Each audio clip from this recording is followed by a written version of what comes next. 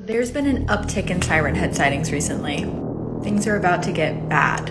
So this past week, just outside of Birmingham, Alabama, two girls were walking through the woods when they heard what sounded like an emergency siren. They were terrified and started running, but then they heard what they told police sounded like their names coming through a speaker system. Now, from other siren head sightings in the past, we know that he uses the siren to lure people out of their homes, and that by the time you hear your name, it's too late. The girls made it out of the woods, but not before one turned around to snap this photo. Siren Head hasn't been seen in over 20 years, but it looks like he may be back. What's worse is that other teens in the area have complained about hearing their names being read through a speaker in the middle of the night, waking them up. And what we know from experience is by the time one person sees him, he is deep inside the community.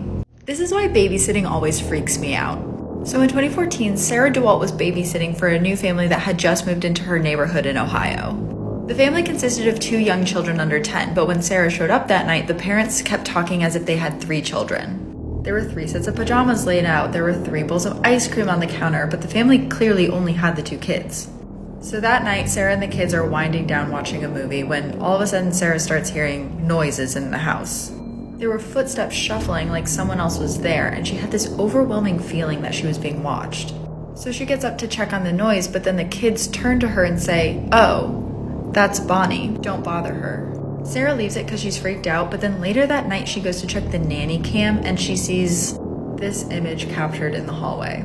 She stayed up until the parents came home, but she never went back after that. Have you ever wondered how accurate police sketches are? I'm going to show you some sketches and then the actual people, and we're going to see if we can see a resemblance. Starting with this guy. So this was a sketch of a suspect in a shooting of a rabbi in Miami. And apparently it was supposed to resemble this guy right here. So this is a sketch of a guy who was holding 2 women at gunpoint in a robbery.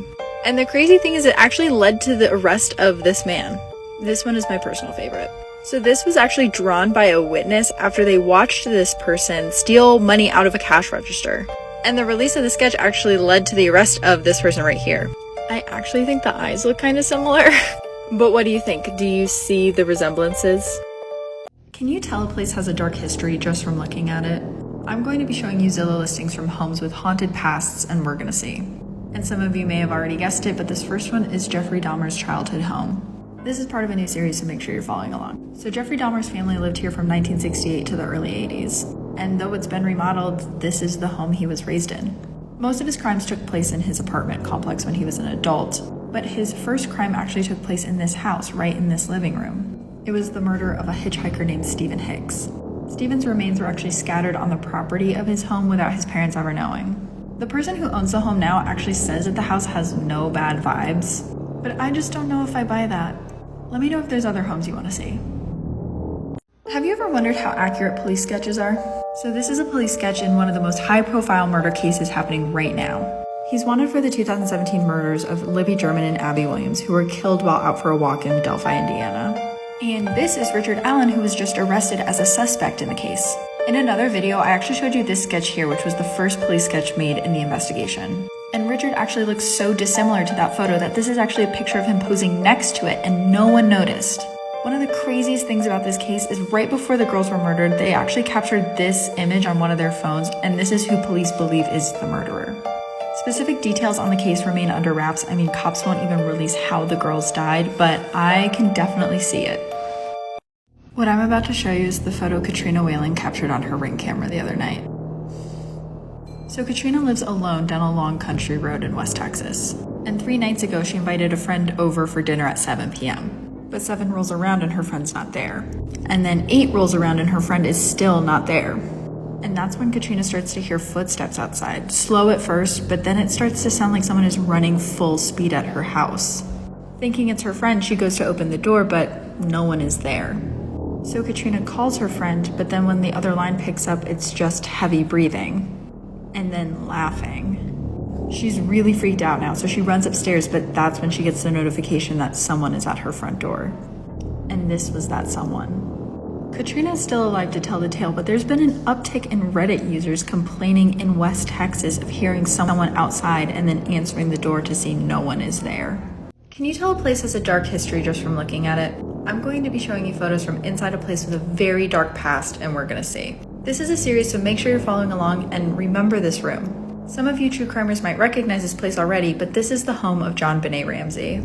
JonBenét was just 6 years old when her body was found in the wine cellar of this house, which was this room. If something felt off when you were looking at this photo earlier, you were onto something.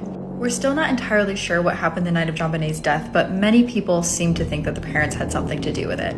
And part of the reason is this green staircase right here.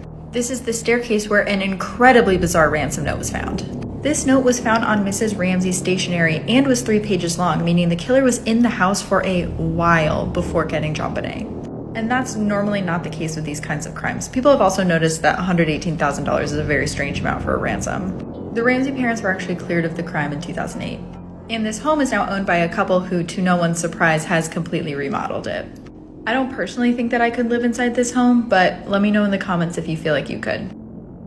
If you've seen this man in your dreams, I have some bad news. So this is Hatman, and he is one of the most commonly seen sleep paralysis demons in the entire world. And here's how you know if you're about to see him. First, you'll wake up in the middle of the night and you won't be able to move at all. Like you'll feel completely paralyzed. Next, you'll feel a crushing feeling on your chest like something is sitting on it. And when this happens, it's going to be very hard to breathe. And at that point, there's nothing you can do. That's when Hatman comes into your room. Many doctors believe that Hatman is just a fragment of people's imaginations, but a lot of people think that he's shown up in photos like this one, or this eerie one that was taken on the day of these women's mother's funeral. In the next part, I'm going to read some stories of people who believe they've seen him. If you see him while you're awake, run. So this story actually comes from a Reddit user who's a therapist, and this user had a patient who was coming in complaining of seeing Hatman at night. This patient would apparently wake up in the middle of the night to see Hatman standing at the foot of their bed, watching them sleep. And as a result, they were not really sleeping much. So the therapist prescribed some pretty heavy sleeping medication, and as a result, the patient starts getting a little better. But then one day, the patient comes in and just looks like they had seen a ghost. So the therapist asked them what was wrong, and they said that as they were getting in the car to come to therapy, they saw Hatman standing across the street during the day. This therapist had only ever heard of Hatman when it came to patients waking up in the middle of the night and seeing him, never when they were already awake doing things in the middle of the day. So the patient is terrified, but the therapist thinks this might be a side effect of the medication. It takes a little while to get used to. But that was the last time the patient ever came to see the therapist. I'm guessing they didn't teach you about the Russian survival experiment in school. So during the height of the Cold War, Russian operatives wanted to see if they could train their citizens to survive a nuclear apocalypse. So to do this, they recruited 12 adults, all ages 18 to 45, and ran them through a simulation. They told all 12 people they were being recruited off-site for a routine psychological exam, basically studying the effect of the Cold War on mental health. But the second day everyone was there, the operatives told everyone that a nuclear bomb had gone off and killed everyone in a 1,200-kilometer radius. They then kept the subjects in a bunker for 5 days with limited access to food and water. They even showed the subjects fake images of the blast and told them that their friends and family didn't make it. So then on the 5th day, they were let out into what looked like a nuclear wasteland and left to their own devices. Here's where I should mention that at the time, Russian operatives were actually terrified of the effect that radiation would have on local wildlife. And that's where this guy comes in, a creature that they were doing prior experiments on and unleashed on the 12 subjects. I want to keep these short, so I'm going to do the rest in another part. This is the Russian survival experiment. During the Cold War, Russian operatives wanted to see if their citizens could survive a nuclear fallout, but the one thing they couldn't account for was how radiation was going to affect local wildlife population. So in secret, they were testing radiation on animals and breeding these wild, hyper-violent creatures. Then they recruit a group of 12 adults and keep them in a bunker for 5 days, lying to them and saying that a bomb went off and all of their friends and family didn't make it. And then on day 5, they released them back into the woods along with all of the animals that they had been manipulating. This is actually one of the only photos ever collected from the trial, and it's believed that this is actually one of the animals they were working on in secret. The only thing we know is that one of these subjects was killed by one of these creatures almost immediately, which caused the other 11 to scatter in the woods and try and survive for the next few weeks. 11 skeletal remains were eventually found, all of them torn apart, and many of them missing their left hand. But a 12th skeleton was never found, leading many to believe that someone is still out there who knows exactly what went on. More information has been released recently about the killing of 4 university students at the University of Idaho, but the killer is still at large. On Sunday morning, 4 students were found stabbed to death in their beds near campus. 2 other roommates were at home at the time upstairs, but both were unharmed. It's believed that their deaths occurred around 3 or 4 in the morning, though the 911 call was not placed until the following day. It's also now believed that they were asleep at the time of the attack. Initially, police believed that there was no further threat to the community, but they have since backtracked that. And as of now, they're looking for a K-Bar brand combat blade that they think was used in the attack. A live stream from a food truck actually shows Madison and Kaylee ordering food hours before the attack happened. In the video, this man can actually be seen behind the girls, walking around and looking at them, leading many internet sleuths to believe that he was somehow involved, but he has since been cleared by the police. Police have also released this updated timeline of events showing that Xana and Ethan were at a party and Maddie and Kaylee were getting food that night. A lot of this information has actually been uncovered by Kaylee's sister, who's taken a lot of the investigation into her own hands. And one thing that she wants people to know is that Kaylee called her ex-boyfriend 6 times that night, an hour before the attack happened. Right now, we don't know if that means anything, but it is something that she wanted out there.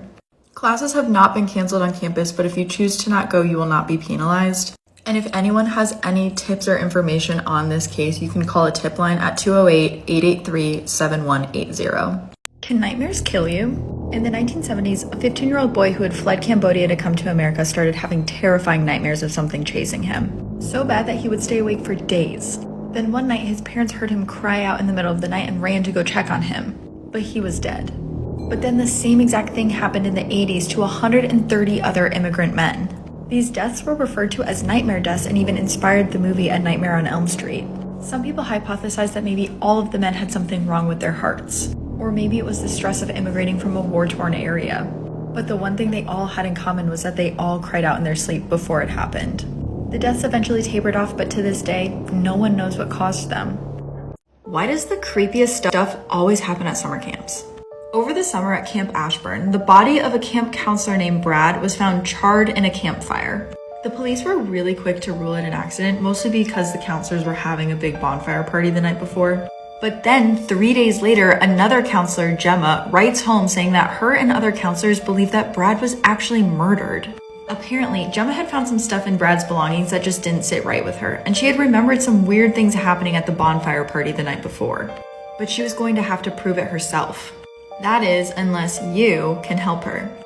I've been playing Hunt a Killer's murder mystery game, Camp Calamity, where you use clues to solve cases just like this one, and I've been loving it. It's a perfect night in for you and your true crimer friends. If you like true crime and solving mysteries, head to the link in my bio to check it out. She thought she was alone. So Casey Rodriguez went solo camping over the summer in Appalachia. She had just broken up with her longtime boyfriend and wanted some time alone. Casey had picked a really remote area to set up her tent in and reportedly didn't see a single other person the entire time she was camping. Though at night she claimed there was a strange rustling noise coming from outside her tent, but she just chalked it up to local wildlife. So when she gets home, she gives her dad her vintage camera and asks him to develop the photos for her. And this part gave me chills. Casey's dad calls her and asks if she met anyone while she was out camping. And Casey's like, no, it was just me. But then he asks her again and says it's fine if she met someone out there, but he just needs her to be honest with him. And again, Casey's like, Dad, no, I would tell you if I met someone out there. I was by myself the whole time. This was one of the photos that Casey's father developed. A photo of Casey asleep in her tent, taken on her own camera. Nothing scares me like Appalachia. So this Thanksgiving, Paige Hills was meeting her boyfriend's family for the first time in Appalachia. And basically, immediately upon driving into the area, she starts getting a bad feeling. She chalks it up to nerves, but it keeps getting worse that night. The family was all having dinner inside, but there was a window open. And Paige starts to hear whistling coming from the woods through the window. She doesn't really think anything of it because maybe someone was outside smoking, but that night the whistling comes back, louder. And on top of that, it sounds like someone is saying her name over and over and over again. So she goes to the window to see what's up, and there's just 2 red eyes staring back at her from the woods. The next morning at breakfast, she asked the family what that could have been, and they immediately looked like they saw a ghost. They told her to never speak of it ever again, and the next time she hears something, no she didn't. So Paige is freaked out, but she has another night in the house. And that's when her boyfriend pulls her aside to show her this photo. This is what their trail cam caught the night before, and she was to never mention it again. This is a ghost story that actually happened to one of you guys. So Jenny grew up in an old country farmhouse in the middle of nowhere. And And in that house, there was this spooky looking vent that went straight up to a room that no one in the house used.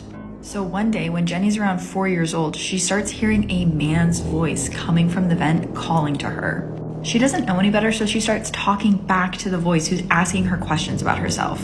But here's the crazy thing. Prior to this happening, Jenny's uncle had taken his life. And Jenny claims that the voice coming from the vent sounded exactly like his. Jenny asks the man where he is, and he says that he's in a room that she can't see. So she runs up to the abandoned room, but there's no one inside. Is this supernatural, or was there really a grown man upstairs talking to a child? We talk about this and another ghost story on the Haunted Houses episode of my podcast.